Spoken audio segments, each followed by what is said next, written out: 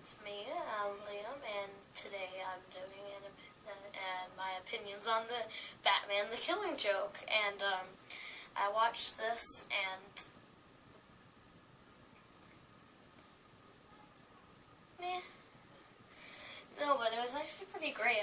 Mark Hamill, Kevin Conroy were back. That was a good thing. Mark Hamill is actually one of my favorite Jokers, but I prefer Jack Nicholson a lot. Like, if anybody knows me, I'm like Jack Nicholson. Like Jack Nicholson, Mark Hamill. I thought that Heath Ledger was okay, but it was just meh. But the Batman the Killing Joke was obviously something big because there was the 1998 graphic novel/comic, and everybody's going around, like Angry Joe's going around and talking about it. I watched his video and I'm like, you know what, like he's talking about the Killing Joke in a way that I thought that I didn't think people would talk about, and of course there's an added extra 30 minutes to make it an hour and 15 minutes, but it could obviously just be 45 minutes, and I've never read the graphic novel. I really want to read it, but I haven't read it, so I don't know what is in the comic and what isn't. I know that the musical number and the added extra 30 minutes aren't in the comic, but let's address the elephant in the room. Angry Joe already talked about this, but hashtag Batsex. No, I'm gonna let this out. Hashtag Batsex. Like, okay, I'm watching the movie and I'm getting halfway through. I'm like, yeah, this is like okay. I'm sitting on the couch. Yeah. Oh yeah, that's. He's dead, and then Batman and Batgirl having some kind of fight. Batgirl's just like kind of kicking Batman, and they're on the ground, and then they just start doing it.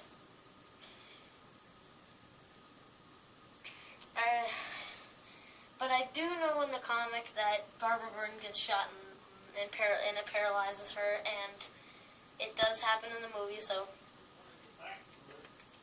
good for you, DC. It's the first R-rated DC animated one, which there was another comic book related animated kind of thing. It was The Dark Knight Returns, which is a two-part splitter. One was released in 2012, one was released in 2013. They're on Netflix. Go watch them if you read the comic. I really like the Dark Knight Returns, but The Killing Joke seemed a little better to me because Kevin Conroy did the voice acting of Batman and Mark Hamill did the voice acting of the Joker when it was just two different people. There were so many Batman, like, cartoon things after the animated series that were very heavy. They had a bunch of swear words. There was Assault on Arkham, Dark Knight Returns Part 1 and Part 2, which was just like the comic. I've never read the comic, but back to the Killing Joke. I'm just gonna go. They gave Joker a backstory, which was okay with me because I really wanted to know, like, the backstory of the Joker, like how he went insane. I've watched Batman 1989 several times, so I know Jack Nicholson's backstory as the Joker. Falls into the bad waste of chemicals and becomes, the Joker. Same thing happens to the Joker in Batman the Killing Joke. Same thing, he gets dropped into the bad chemicals and he becomes the Joker. That iconic image of him holding the hair and laughing is actually something to see in that film. He's like kind of bleeding through the eyes or something like that, but I thought it was good, but there were some scenes that were awesome. And then the musical scene where he's singing the song Looney, which he's singing with all these freaks, like conjoined twins and an overweight lady and stuff like that. I don't want to spoil the ending, but I just gotta go with it. But he buys a carnival, and there was actually to in the movie, which was okay jokes. Mark Hamill did a great voice as the Joker. He is the animated Joker. He is definitely the animated Joker. I prefer, what the hell is banging on my door? Christ. But it is a great movie. You should see it when it comes out on Blu-ray because, yeah, Batman the Killing Joke. Awesome movie. But, let's address more stuff in the movie. Commissioner Gordon gets kidnapped, which, okay.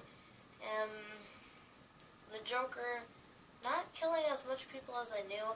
And The Dark Knight Returns, the part 2, the Joker is in it, and I thought it was a great return as the Joker, the style of the Joker. And he's killing people left and right. He's going through the tunnel of love and, shooting people. He's stabbing Batman, and he does die, but if you tally up the deaths, it's probably a good maybe 200, maybe 300, because he does kill a whole TV kind of set people that laugh, and then there's like comedy guy and then his doctor, and he does kill a lot more people in that one than he does in The Killing Joke.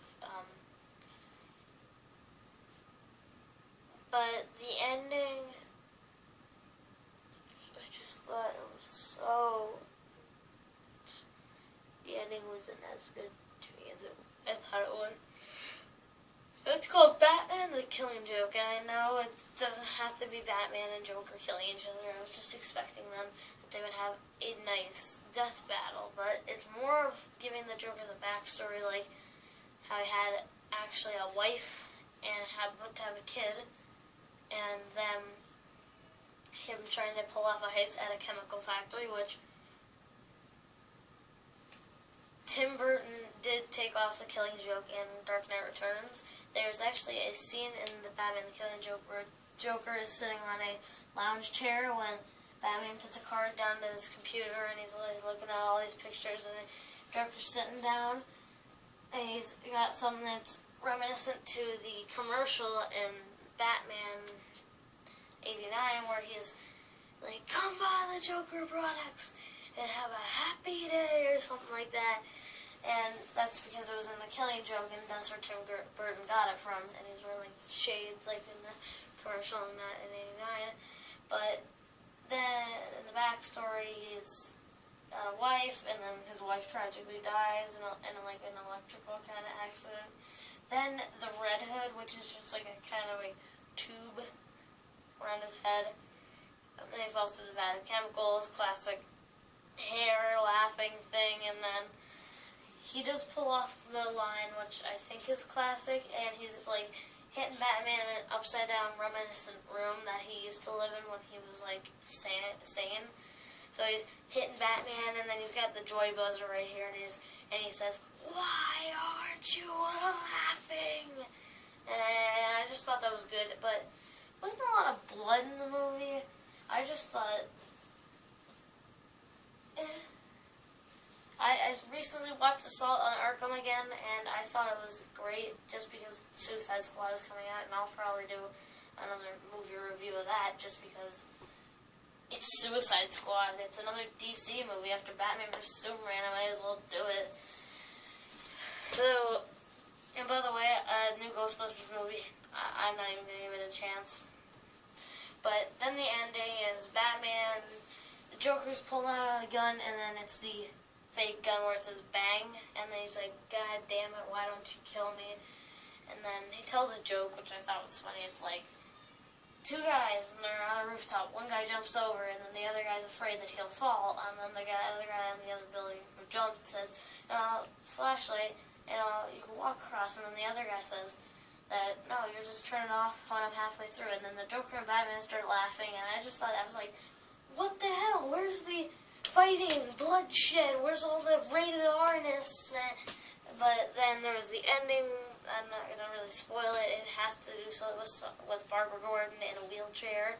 So, my ideas on Batman the Killing Joke are basically 7 out of 10, and I've never read the graphic novel, so I'm just gonna say maybe 8 out of a 10. Go see it when it comes out on Blu-ray. You'll probably maybe not have the same opinions as me, maybe, but this video is getting pretty long for a little movie review. All the Ghostbusters movie reviews are like 50 minutes long. I can't even get through them, so that was my movie review on The Killing Joke, and I'll see you guys on the next one, which might be Suicide Squad or something else. But, bye.